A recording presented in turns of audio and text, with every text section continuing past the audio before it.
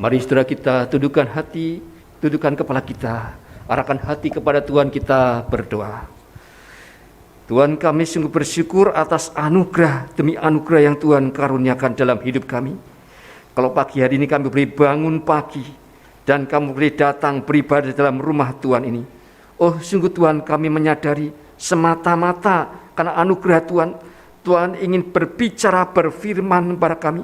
Oleh sebab itu, kami membuka hati kami, membuka telinga kami untuk dengar-dengaran firman-Mu ya Tuhan.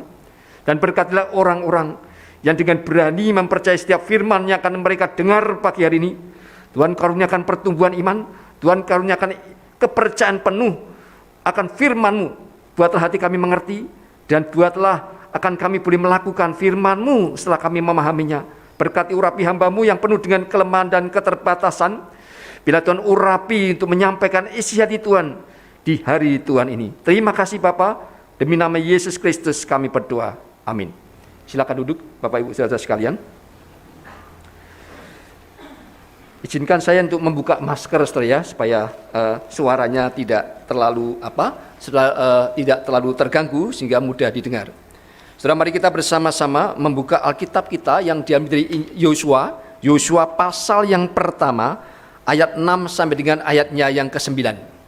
Yosua pasal yang pertama ayat 6 sampai dengan ayat 9. Mari saudara kita membaca secara bergantian. Saya akan membacakan mulai ayatnya yang ke-6, saudara ayat yang ke-7, kemudian saya 8 dan kita bersama-sama ayatnya yang ke-9. Yosua pasal yang pertama ayat ke-6, demikian firman Tuhan. Kuatkan dan teguhkanlah hatimu, sebab engkaulah yang akan memimpin bangsa ini memiliki negeri yang kujanjikan dengan bersumpah kepada nenek moyang mereka untuk diberikan kepada mereka. Ayat 7, saudara-saudara sekalian.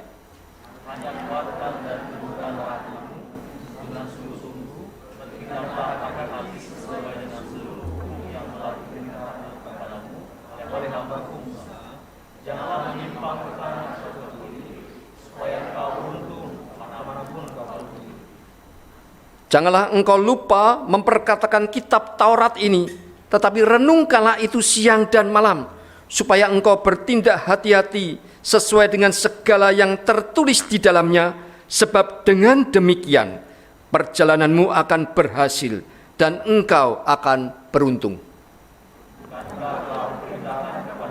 Kuatkan dan teguhkanlah hatimu, janganlah kecut dan tawar hati, sebab Tuhan Allahmu menyertai engkau kemanapun engkau pergi.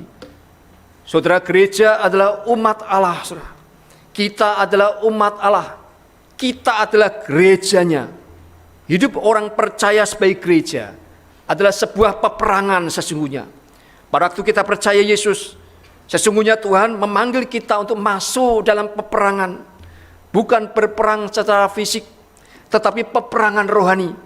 Rasul Paulus berkata kepada jemaat di Efesus demikian dalam Efesus pasal 6 ayat ke-12, saudara.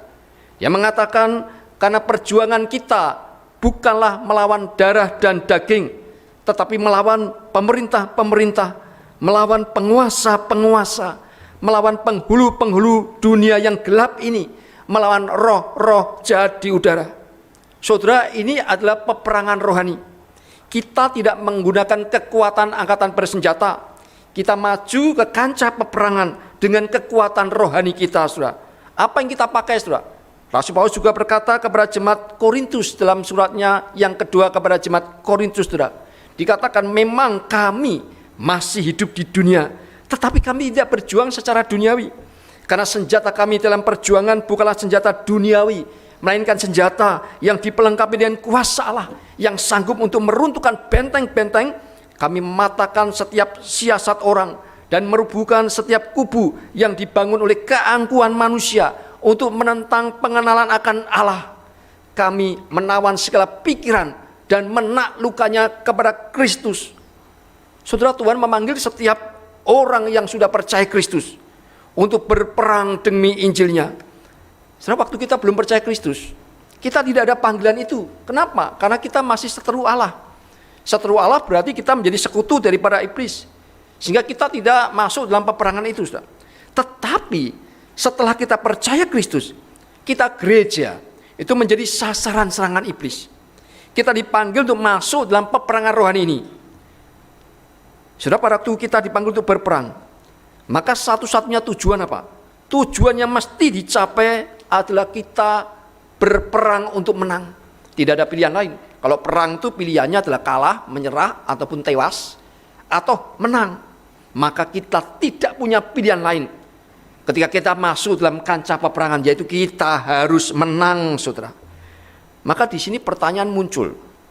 Apakah hal yang pertama, modal yang utama, yang dibutuhkan pertama kali agar kita menjadi pemenang? Apa, saudara? Apa, saudara? Hal pertama, saudara, dan hal yang utama, prasyarat utama untuk menjadi pemenang perang adalah kita sadar. Satu kesadaran bahwa kita sedang berperang. Kalau kita tidak sadar itu menjadi berbahaya. Tapi masalahnya, begitu banyak orang Kristen yang tidak sadar bahwa hidupnya itu sudah berada dalam peperangan rohani ini. Saya pernah mendengar sebuah cerita yang saya pikir, saudara, itu cocok untuk menggambarkan situasi ini. Lebih daripada 80 tahun yang lampau, tepatnya pada 7 Desember tahun 1941, pangkalan militer Amerika Serikat Pearl Harbor di Hawaii, saudara, itu diserang pasukan Jepang. Angkatan bersenjata Jepang menyerang tiba-tiba. Dalam waktu singkat, pangkalan militer itu dikalahkan. Serangannya singkat sekali, saudara. Pagi-pagi 20 kapal perang Amerika ditenggelamkan, 188 pesawat terbang itu dirontokkan, hancur berantakan. Dan paling menyedihkan, korban jiwanya sangat banyak, lebih daripada 2.400. Baik militer, tentara Amerika maupun sipil, saudara, mereka tewas seketika dalam serangan yang mendadak itu.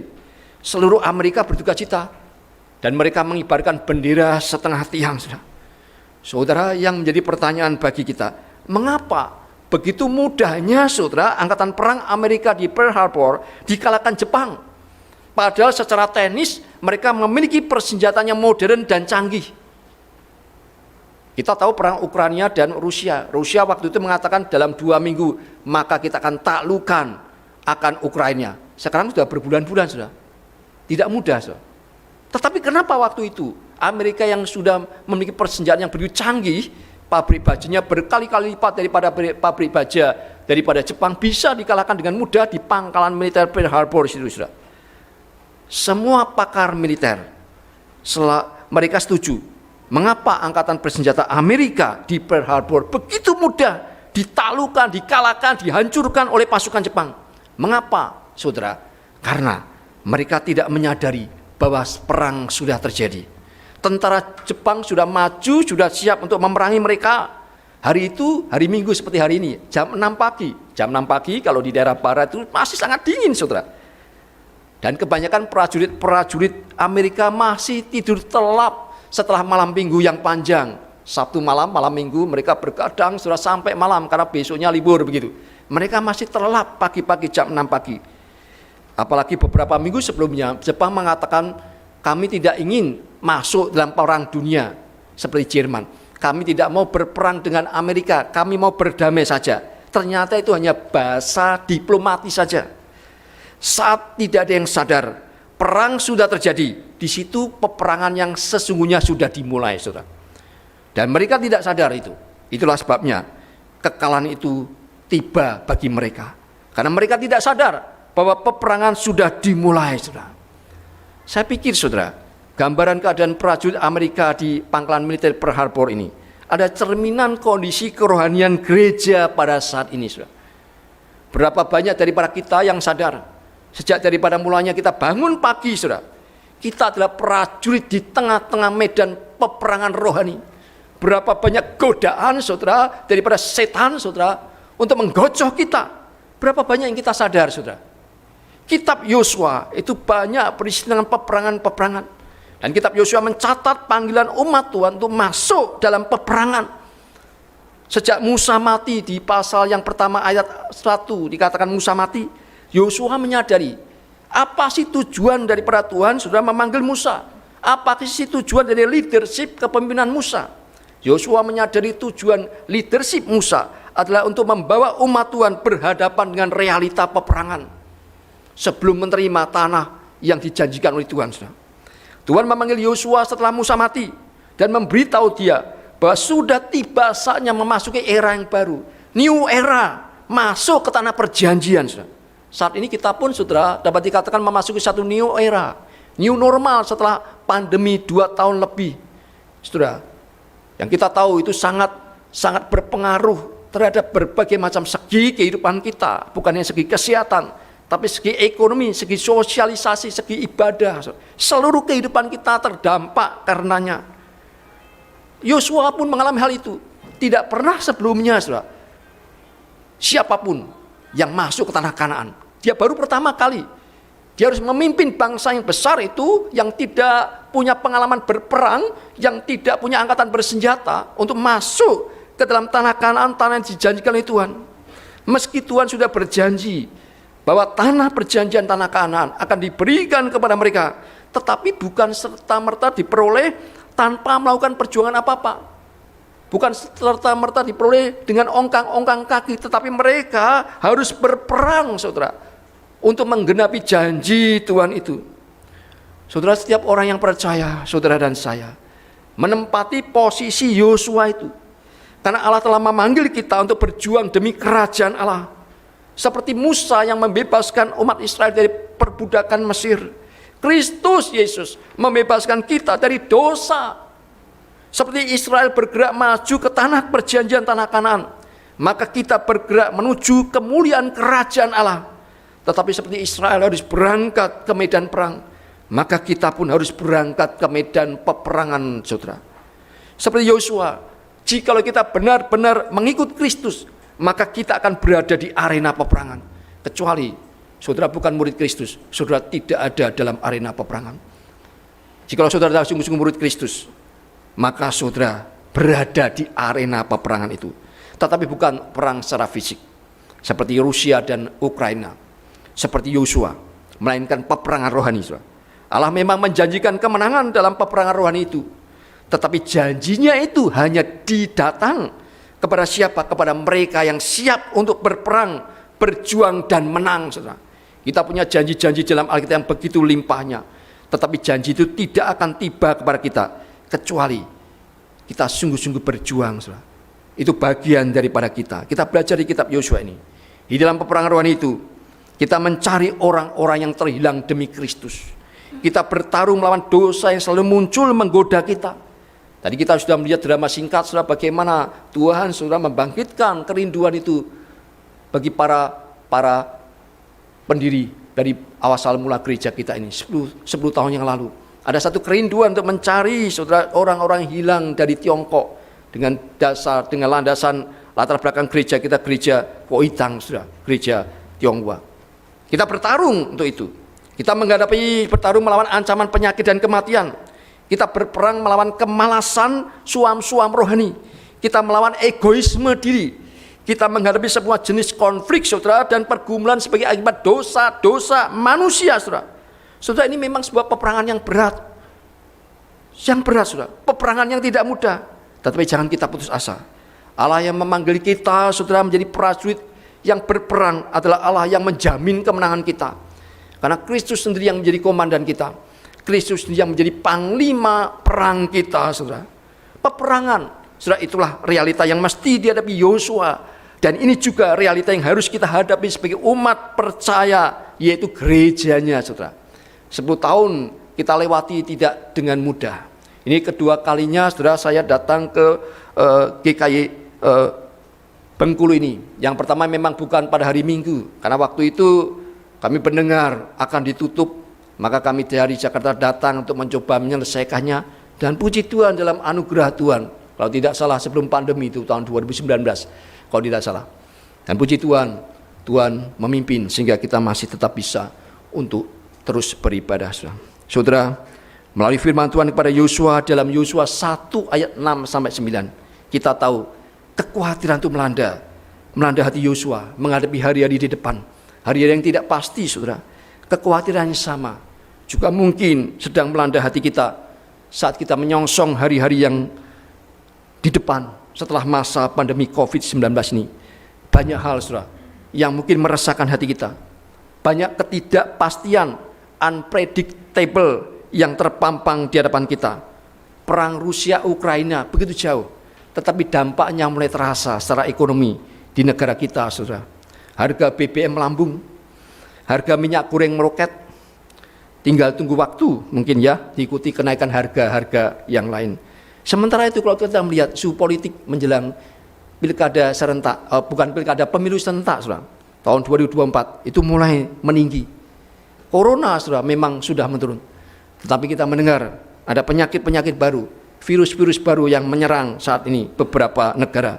Sementara itu, kalau kita membaca, kita mendengar media, kita melihat moralitas masyarakat begitu merosot, saudara, sangat merosot. Ada ayah yang melecehkan anaknya sendiri yang masih kecil. Ada ibu yang membunuh anaknya yang masih usia 3 tahun. Gara-gara apa? Dia cemburu anaknya 3 tahun lebih dekat dengan mertuanya daripada dirinya. Maka dia bawa ke kebun, dia pakai golok dan dia gorok lehernya, saudara. Sampai demikian, saudara. Bahkan ada tokoh-tokoh agama melecehkan anak-anak didiknya sendiri. Begitu kemerosotan moral terjadi di tengah-tengah masyarakat kita. Dan masih banyak lagi godaan dan cobaan yang bisa membuat goncang iman kita, yang kalau tidak hati-hati membuat kecut dan tawar hati. Seperti itulah yang dikatakan oleh Tuhan kepada Yosua, jangan kau kecut, jangan kau tawar hati. Ada banyak hal alasan yang bisa membuat Yosua kecut dan tawar hati. Ada banyak alasan bagi kita pun kalau kita melihat hari di depan jadi kecut dan tawar hati, saudara. Tuhan tahu akan keresahan dan kekhawatiran kita. Tuhan juga tahu akan keresahan dan kekhawatiran yang melanda Yosua pada saat itu, saudara. Oleh sebab itu, Tuhan menguatkan Yosua dengan mengulang perintah yang sama. Tadi kita baca 3 kali dikatakan, kuatkan dan teguhkanlah hatimu. Kuatkan dan teguhkanlah hatimu. Kuatkan dan teguhkanlah hatimu. 3 kali, ayat 6, ayat 7, dan ayat yang ke-9, saudara. Ya, saudara, saya merasakan dan saya menyaksikan bagaimana kekuatan dan keteguhan hati itu anugerah daripada Tuhan. Minggu lalu saya baru menghadiri akan pembangunan dedikasi gedung gereja GKI Jambi. Paling tidak saya terlibat dalam beberapa peristiwa penting, mulai daripada IMB, saudara, pencarian tanah, pembelian tanah PPJB saya hadir. Lalu dalam pembelian setelah lunas, ya, AJP Pak Ketum yang hadir, sampai kemudian peletakan batu pertama, itu masih ingat, saya masih ingat sekitar September 2019 sebelum pandemi kami datang untuk meletakkan batu pertama. Lalu kemudian kemarin 15 Mei ini, saudara, dedikasi gedung GKI Jambi. Tidak mudah. Kenapa, saudara? Karena ketika dia dicanangkan pembangunan 2019 akhir, kemudian 2020 awal pandemi melanda. Saudara tahu ketika pandemi melanda langsung drop, ekonomi drop, semuanya drop, saudara, ya. Kesulitan banyak. Bahkan pada waktu pertama kali memancang, ya, mancang itu dalam RAB itu kurang lebih disediakan dana 750 juta untuk tiang pancang. Itu di Jambi. Untuk mencari kontraktor yang untuk memancang tidak mudah, saudara. Cari dari mana di Jambi yang bisa mancang? Bor ataupun di Palu ataupun ditekan. Kalau di Palu, saudara, dipukul, itu takutnya akan mengganggu sebelah, mungkin tidak akan diizinkan. Maka cara ditekan, tekan alat di mana? Jakarta ditawarkan 2,2 M. Saya agak lupa angkanya, tapi 2 miliar lebih. Paling dekat kota besar mana? Palembang. Palembang cari-cari 175. 175 padahal budgetnya 750. Bagaimana mungkin? Ditawar-tawar tidak ada cara lain. Oke deh, akhirnya 1,5 M, saudara. Kurang lebih, mungkin maafkan kalau angkanya tidak akurat, tetapi itu yang informasi yang bisa saya ingat. Kurang lebih 1,5 M, saudara. Dipancang, oke deh. Akhirnya di ACC, oke deh. Walaupun tidak tahu dana dapat dari mana, karena pada waktu diadakan fundraising, teman-teman majelis dari Mangga Besar yang datang, yang menjadi induk dari BKI Jambi, dan jemaat Jambi yang datang sangat sedikit, sangat mengkhawatirkan. Sampai selesai pun sangat sedikit, sangat minim dana yang bisa diperoleh, saudara. Lalu kepada waktu tiang pancang, diminta untuk DP dibayarkan 900 juta. Selesai dipancang, banyak titik, selesai, saudara. Wah, harus siapkan dana untuk mengenapi kekurangannya. Yang memancang juga adalah anak Tuhan, saudara. Pada waktu sudah selesai, Lalu ditanyakan, berapa kurangnya? Saya akan membayar kekurangannya. Lalu yang kontraktor itu mengatakan, Pak, Bapak bayarnya kelebihan. Loh kok bisa kelebihan?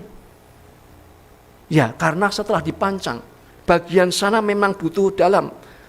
Butuh pancang yang dalam karena tanah kerasnya dalam. Tapi bagian sisi sini tanahnya keras. Jadi pancangnya cuma pendek sekali sehingga sisa banyak. Jadi tiang yang dipancangkan cuma segini. Jadi hanya cukup berapa? 750 juta. Ajaib saudara. Jadi dikembalikan. Sudah bayar DP 900. Jadi ternyata 700 kurang lebih 700 juta lebih. Sama persis seperti rancangan mula-mula. Ajaib kalau Tuhan bekerja. Siapa yang pernah berpikir saudara bisa demikian? Tuhan kasih tanah keras sehingga tidak terlalu banyak pancang yang dipancangkan. Sehingga bisa persis saudara apa yang direncanakan semula. Malah dikembalikan saudara.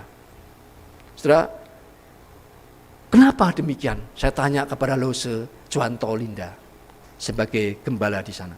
Karena jemaat banyak berdoa. Banyak mendekatkan diri pada Tuhan.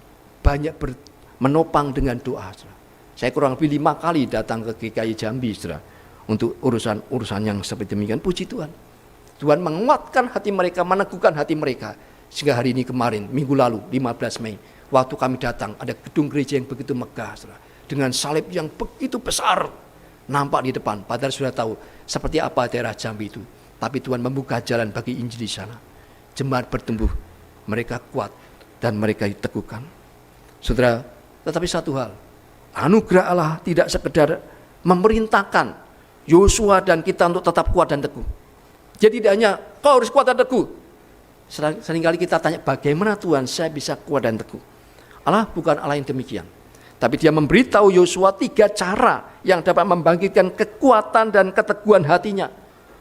Yosua dan juga kita dapat masuk dan bertarung dengan gagah berani, dengan terus mengingat dan memegang titah Tuhan ini. 3 hal itu saya singkat sebagai TPK.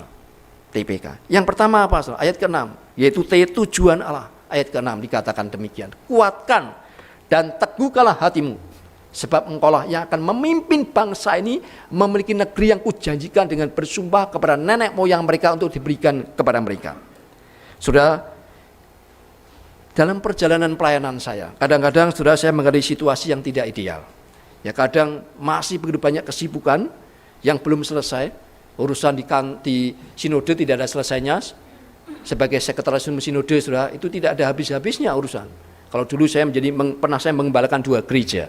Di GKI Makassar 6 tahun, kemudian di GKI BSC 10 tahun. Itu urusan hanya 1 gereja. Tetapi ketika di sinode urusan seluruhnya. 43 tempat gereja, yayasan saudara. Itu internal, masih ada urusan-urusan eksternal saudara. Di dalam PGI kita anggota PGI, kita anggota juga PGTI saudara. Jadi tidak akan ada habis-habisnya. Kadang-kadang di dalam padatnya kesibukan belum selesai, kadang-kadang kondisi yang tidak fit, tidak selalu fit, tetapi pelayanan tidak mungkin dibatalkan. Apalagi kalau pelayanan itu mengharuskan perjalanan seorang diri keluar kota atau bahkan keluar negeri. Pernah saya ke Guangzhou, sudah 2 kali pelayanan ketika masih ada GKI Guangzhou. Hanya dibekali SIM card kecil. Pada waktu saya datang ke sana pertama kali salah pakaian. Masih dingin saudara. Saya pakai pakaian tipis, jaket seala kadar, wah kedinginnya luar biasa saudara. Lalu kemudian saya pikir ada banyak huruf-huruf Latin, hurufnya huruf kanji saudara. Wah bagaimana bisa ini? Tergantung pada apa SIM card. Kalau SIM cardnya kemudian hilang begitu ya, ataupun itu kemudian tidak bisa berfungsi, wah saya bisa tersesat saudara. Dan kebanyakan mereka tidak bisa bahasa Inggris saudara, apalagi bahasa Indonesia. Petunjuknya huruf, saya buta huruf kanji saudara. Saya tahunya cuma wow gitu aja ya, wow tahu gitu ya. Semua gitu ya. Yang lainnya. Kadang-kadang demikian saudara. Tetapi pelayanan harus dikerjakan saudara. Saat-saat seperti itu Tuhan mengingatkan akan saya. Untuk apa saya di sini? Kesini bukan untuk liburan, bukan untuk wisata, bukan untuk memikirkan kepentingan diri sendiri. Kita di sini untuk satu tujuan, untuk memberitakan firman yang kekal, untuk bercerita kepada orang-orang tentang kasih karunia Kristus. Maka saat saya mengarahkan hati dan pikiran saya kepada tujuan itu, kekhawatiran, kegelisahan, kecemasan hilang. Digantikan dengan gairah yang besar untuk terus melangkah ke depan saudara. Serupa dengan itulah Tuhan memberi dorongan kepada Yosua dengan memerintahkannya agar tetap menguatkan, meneguhkan hatinya pada tujuan yang Tuhan telah berikan. Engkau, bukan yang lain, engkau yang akan memimpin bangsa ini memasuki negeri yang telah kujanjikan dengan bersumpah kepada nenek moyangmu untuk diberikan kepada engkau. Dengan kata lain, Tuhan sebenarnya mau berkata begini, aku telah merencanakan panggilan khusus bagimu. Engkaulah yang akan memimpin umatku masuk ke tanah Kanaan yang kujanjikan itu.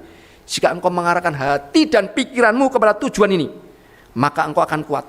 Engkau akan teguh di sepanjang peperangan yang akan engkau hadapi. Saudara, ada jemaat-jemaat awal daripada GKI Bengkulu.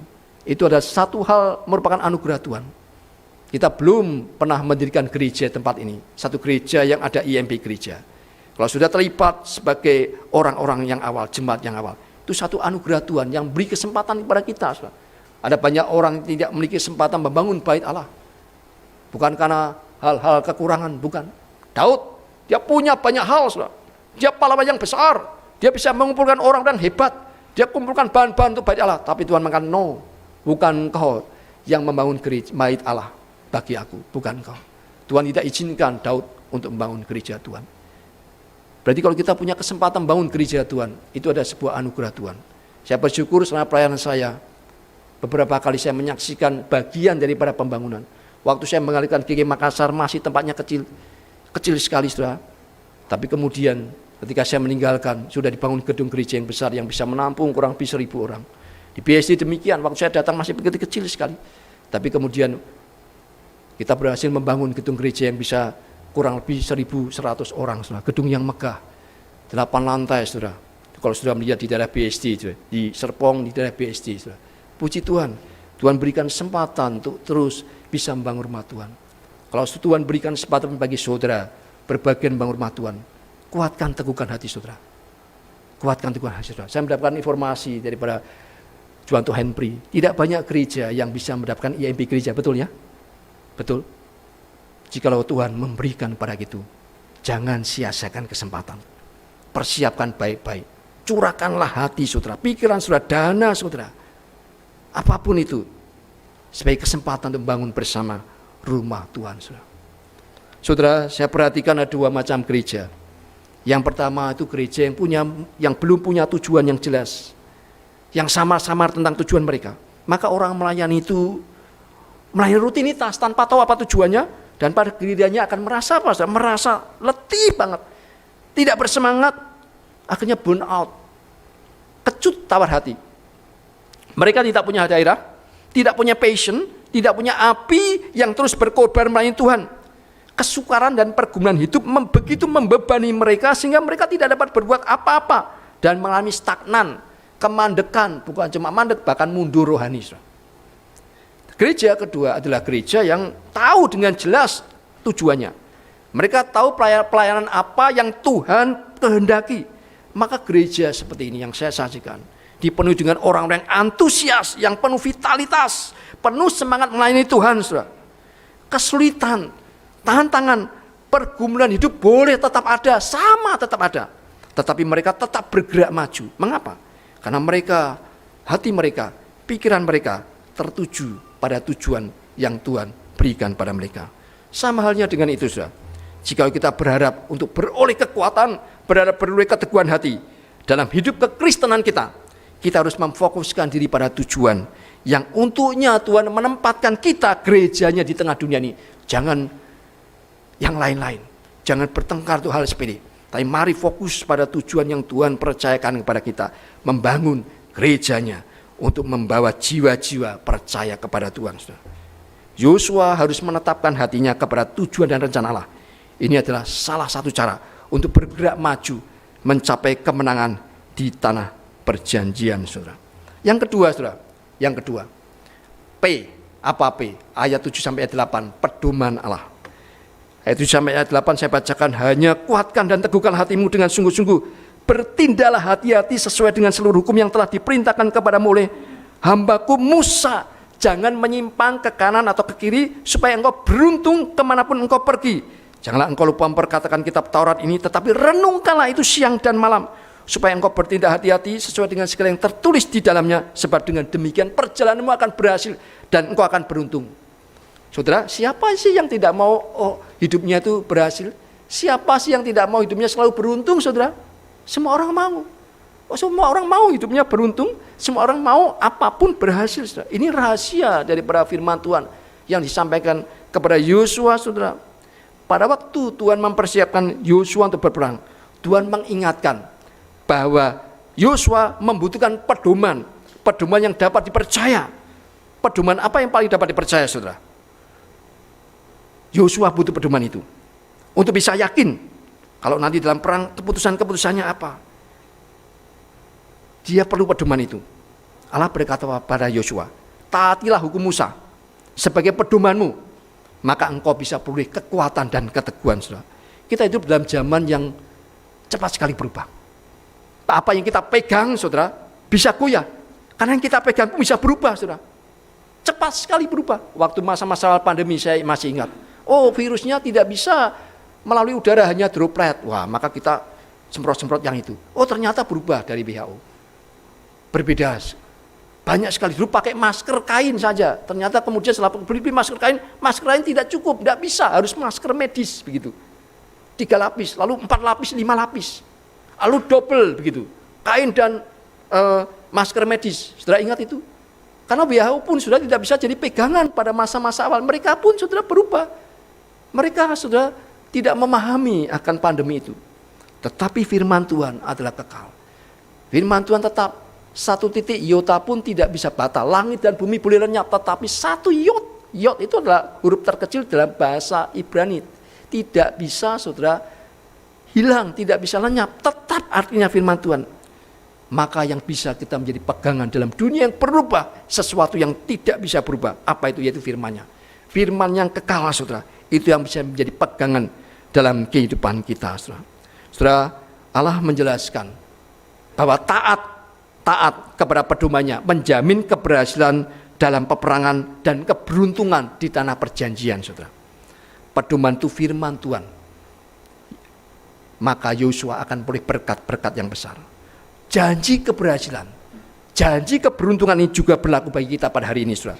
Kalau kita mau taat pada pedomannya, itu seluruh Alkitab firman Tuhan. Saudara, kalau kita membaca seluruh Alkitab suci, kitab Yosua khususnya, kita tahu bahwa firman Allah kepada Yosua itu telah terbukti benar. Pedoman Allah, firman-Nya itu telah menunjukkan kepada kita bagaimana berjuang dalam peperangan dan berhasil. Ini sudah terbukti. Sebagaimana pedoman tersebut membawa berkat-berkat jasmani kepada Yosua di tanah Kanaan, demikian pula saya percaya, saudara, pedoman itu yaitu firman Tuhan akan menunjukkan kepada kita menuju kepada berkat-berkat rohani di zaman akhir ini, saudara. Dapat memimpin kita untuk beri kekuatan, beroleh akan keteguhan hati di dalam pergumulan hidup apapun itu, di dalam peperangan rohani apapun itu, jika kita mengikuti, mentaati pedoman firman Allah yang sangat dapat kita percayai. Saya punya beberapa teman, saudara, yang mereka berhasil lolos daripada pandemi, saat-saat yang sangat susah. Kenapa? Ketika terkena corona harus sendiri. Tersengal-sengal cari napas pun susah. Tidak ketemu orang. Tidak boleh ketemu siapapun. Ketemunya seperti orang pakai pakaian astronot, dokter, suster itu tidak nampak wajahnya, cuma pakai pakaian semuanya. Saudara. Siapa yang bisa menghibur, menguatkan dia? Hanya melalui firman Tuhan. Dia berbekal Alkitab. Firman Tuhan dia baca, menguatkan dia, menyertai dia, menguatkan, meneguhkan hatinya. Saudara. Ada saat-saat mungkin saudara kita tidak akan bisa ada orang lain. Selain apa? Selain firman Tuhan yang bisa menemani, menghibur dan menguatkan kita. Kuatkan dan teguhkan hatimu jika engkau mentaati akan firman Tuhan. Yang terakhir, saudara, yang ketiga, yaitu K. Apa itu K? Ini yang penting, yang seringkali kita lupakan. Yosua 1 ayat 9 saya bacakan, saudara. Bukankah telah kuperintahkan kepadamu, kuatkan dan teguhkan hatimu? 3 kali ini, kuatkan dan teguhkan hatimu. Janganlah kecut dan tawar hati, sebab Tuhan Allahmu menyertai engkau kemanapun engkau pergi. Ayat terakhir ini, ayat 9, berbicara tentang apa? Tentang pentingnya kehadiran Tuhan dalam peperangan rohani kita. Apakah hal yang pertama yang hilang ketika kita terlalu sibuk akan banyak hal, bahkan terlalu sibuk melayani? Apa, saudara? Hal pertama yang hilang adalah keintiman kita dengan Tuhan. Ini sangat berbahaya pada waktu kita berada di medan peperangan. Betapa sering kita berjuang untuk Tuhan, tetapi kita berjuang tanpa Dia. Saudara. Ini ironis bukan? Kita kata kita berjuang untuk Tuhan, tapi kita berjuangnya tanpa Tuhan. Kita sibuk melayani, tetapi saudara, kita tidak bersama dengan Dia. Saudara. Kita lepas keintiman dengan Dia. Dan ternyata Tuhan sangat concern tentang hal ini. Karena ketika berkata, yang pertama dan kedua, kuatkan teguhkan hatimu, maka yang ketiga ini tidak lagi bicara tentang perlunya akan tujuan dan pedoman, melainkan Tuhan menjamin dengan kehadirannya yang senantiasa menyertai Yosua.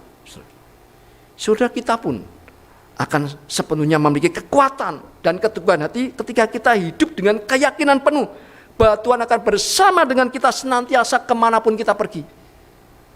Yang menjadi pertanyaan, apakah saudara sungguh yakin bahwa Tuhan bersama dengan engkau? Apapun yang kau lakukan, apapun yang kau kerjakan, kemanapun kau pergi, apakah saudara yakin Yesus bersama-sama dengan saudara? Artinya saudara selaras dengan Tuhan Yesus. Kalau sungguh-sungguh kita akan punya kekuatan, keteguhan hati, saudara.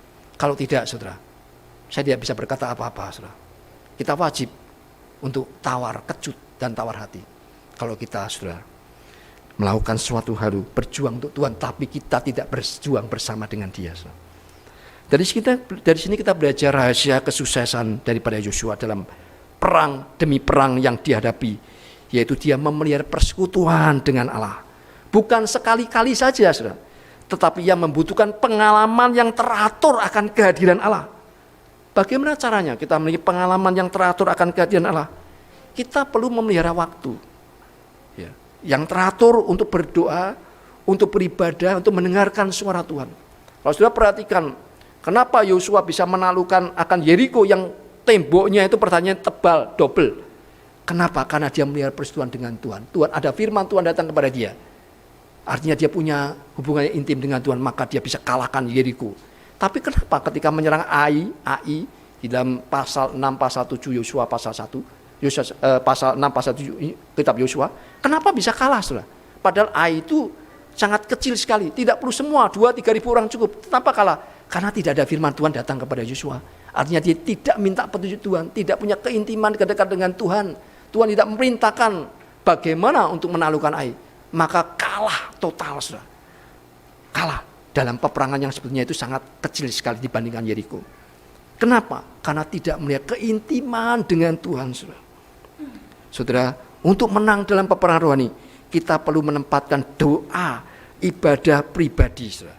Solitude itu sebagai pusat dari segala upaya kita. Gereja yang menempatkan doa dan ibadah sungguh-sungguh sebagai pusat aktivitasnya akan mampu menjadi gereja yang berhasil dan beruntung. Apakah saudara termasuk gereja yang demikian? Saudara, ini janji Tuhan, saudara.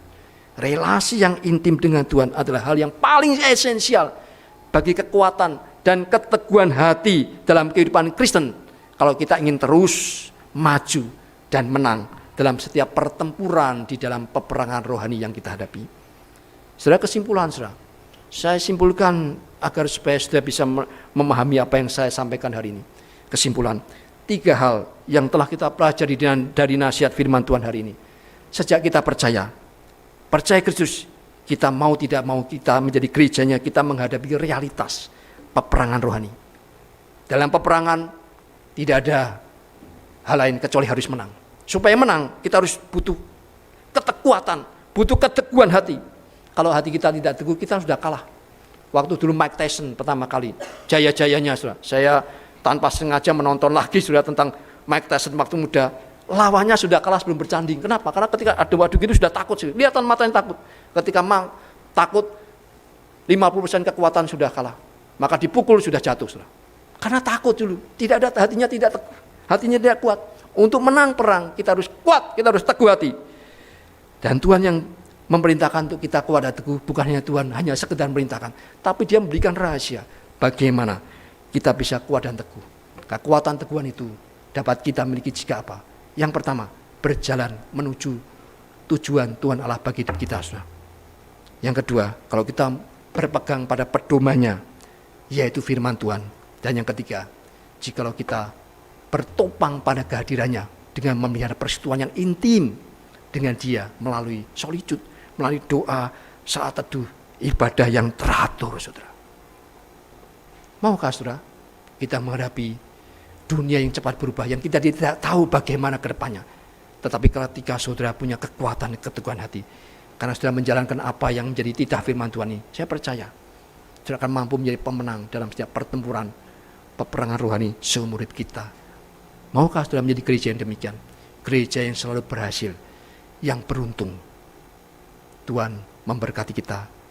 Selamat ulang tahun yang ke-10. Mari kita tundukkan kepala, kita masuk di dalam doa. Kami mengucap syukur atas anugerah Tuhan. Tuhan menyadarkan kami waktu kami percaya pada Kristus. Tuhan tempatkan kami di tengah dunia. Kami ada dalam peperangan rohani. Hari ini kami menyadari dalam peperangan rohani kami harus senantiasa waspada. Tidak ada cara lain, kami harus menang dalam peperangan rohani. Oleh sebab itu kami butuh kekuatan dan keteguhan hati. Tolong kami Tuhan, untuk kami berjalan dalam tujuan dari rencana-Mu atas kehidupan kami, atas gereja-Mu. Ajar kami bagaimana kami selalu senantiasa bertopang, memegang akan firman-Mu sebagai pedoman dalam seluruh kehidupan kami, dalam perjalanan kami di medan peperangan rohani ini. Dan kami rindu, tolong kami memelihara keintiman kami dengan Engkau Tuhan. Sesibuk apapun, sebesar apapun pergumulan, selancar apapun hidup kami, Tuhan, kami mau untuk terus memelihara keintiman, kedekatan dengan Tuhan secara teratur melalui berdoa, bersaat teduh, membaca firman-Mu, beribadah dengan teratur ya Tuhan. Disitulah kami beri kekuatan yang tidak ada habis-habisnya untuk menghadapi berbagai macam godaan, cobaan, tantangan, ketidakpastian di masa depan dalam masa peperangan rohani ini. Berkatilah gereja-Mu GKI Bengkulu, 10 tahun Tuhan sudah pelihara. Tolong untuk menghadapi masa depan dengan kekuatan daripada firman Tuhan hari ini. Terima kasih Bapa, terpujilah nama-Mu, demi nama Yesus Kristus kami berdoa. Amin.